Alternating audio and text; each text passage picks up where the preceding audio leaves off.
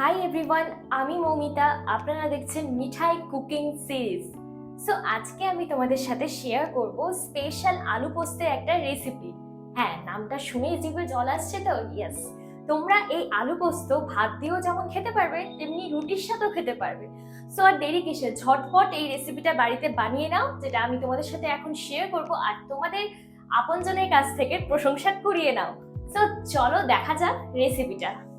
চলো বন্ধুরা, প্রথমেই আমরা দেখে নিই এই স্পেশাল আলু পোস্ত বানানোর জন্য কি কি উপকরণ লাগছে। 4টে বড় সাইজের আলু, একটা টমেটো, 2টো শুকনো লঙ্কা, 2টো তেজপাতা, লবণ, 5 ফোড়ন, হলুদ গুঁড়ো, জিরে গুঁড়ো, শুকনো লঙ্কার গুঁড়ো, টক দই ও শিলে বেটে রাখা পোস্ত বাটা।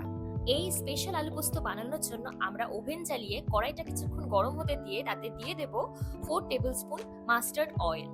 তোমাদের এখানে আমি একটা ছোট্ট টিপস দিয়ে রাখি, তোমরা যদি আলু পোস্ত এই সর্ষের তেলে রান্না করো তাহলে কিন্তু এর স্বাদ অপূর্ব হবে। তেল গরম হয়ে গেলে আমরা তাতে দিয়ে দেবো 2টো শুকনো লঙ্কা, 5 ফোড়ন ও তেজপাতা। এরপরে ফোড়নটাকে আমরা কিছুক্ষণ ভালো করে নাড়াচাড়া করব। এরপর আমরা কেটে রাখা আলুগুলোকে এক এক করে তেলের মধ্যে ছেড়ে দেব। আপনারা সবাই কোথা থেকে আমার এই ভিডিওটি দেখছেন কাইন্ডলি যদি একটু আমার কমেন্ট সেকশনে জানান, তাহলে কিন্তু আমি অনেকটাই অনুপ্রাণিত হব। এবার আলুর টুকরোগুলোকে আমরা হাই ফ্লেমে ভেজে নেব। এখানে আমরা প্রায় 3 থেকে 4 মিনিট সেদ্ধ হওয়া পর্যন্ত আলুটাকে ভালো মতন ফ্রাই করে নিলাম। আলুটা কিছুক্ষণ ফ্রাই হয়ে যাওয়ার পর আমরা তাতে অ্যাড করব পরিমাণ মতো লবণ, 1 টেবিল স্পুন হলুদ গুঁড়ো। এখানে আপনাদের বলে রাখি হলুদ গুঁড়োটা অপশনাল নয়, আপনারা চাইলে দিতেও পারেন আবার নাও দিতে পারেন। তারপরেই দেব 1 টেবিল স্পুন জিরে গুঁড়ো এন্ড 2 টেবিল স্পুন শুকনো লঙ্কা গুঁড়ো। এরপরে আমরা তাতে 2 থেকে 3টে চিরা কাঁচা লঙ্কা দিয়ে দেব আর দেব স্বাদ অনুযায়ী চিনি। তারপরে ভালো করে আমরা আলুটাকে কিছুক্ষণ কুক করে নেব।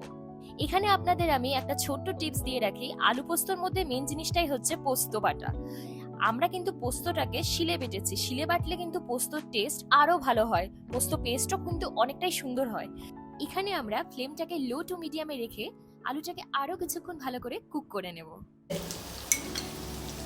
এর মধ্যে এবার আমরা 1 চামচ দই দিয়ে দেবো। এখানে আপনাদের বলে রাখি, আপনারা আলু পোস্তের মধ্যে টক দই দিতেও পারেন আবার নাও দিতে পারেন, এটা অপশনাল নয়। আমি কিন্তু এখানে স্বাদ আনার জন্যই টক দই ইউজ করেছি। এরপরে মিক্সিতে পেস্ট করে রাখা পোস্ত বাটা আমরা আলু পোস্তের মধ্যে দিয়ে দেব। তারপরে সেটা 2-3 মিনিট কুক করে নিলেই রেডি আমাদের স্পেশাল আলু পোস্ত। শিলে বেটে রাখা পোস্ত আমরা এই আলুর মধ্যে দিয়ে দিলাম। এবার আমরা ভালো করে এই আলুর সাথে পোস্তটাকে মিশিয়ে নেব। এখানে আপনাদের বলে রাখি, আমি কিন্তু গ্যাসের ফ্লেমটাকে মিডিয়ামে রেখেছি। মিডিয়ামে রেখেই আমি আলুর সাথে পোস্তটাকে ভালো করে মিশিয়ে নেব। এরপরে আলু পোস্তটা কিছুক্ষণ কুক হয়ে আসলে আমি এর মধ্যে দিয়ে দেব একটা কেটে রাখা টমেটো।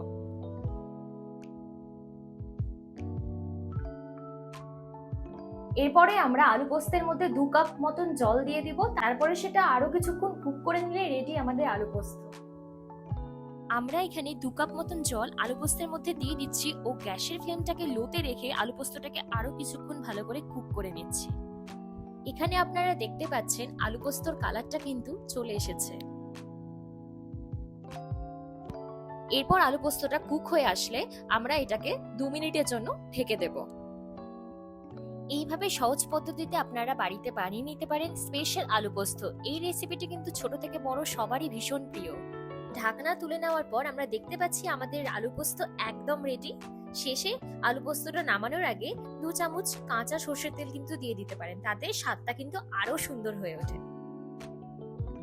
আমাদের স্পেশাল আলু পোস্ত একদম রেডি। এবার আমরা গরম গরম পরিবেশন করব এই সুন্দর ভিন্ন স্বাদের আলু পোস্ত। আজকের ভিডিওটি আপনাদের কেমন লাগলো অবশ্যই আপনারা কিন্তু কমেন্ট সেকশনে জানাবেন, তাতে আমি অনেকটা ইন্সপিরেশন পাবো এন্ড ইন ফিউচার আপনাদের সাথে আরো রান্নার রেসিপি শেয়ার করব। আমাদের এই স্পেশাল আলু পোস্ত রেডি। চলো একটু টেস্ট করে দেখি কেমন বানিয়েছি।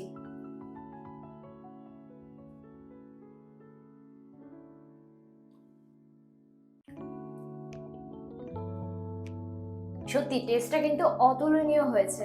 তোমরাও ঠিক বাড়িতে এমন ভাবেই বানিয়ে নিতে পারো স্পেশাল আলু পোস্ত।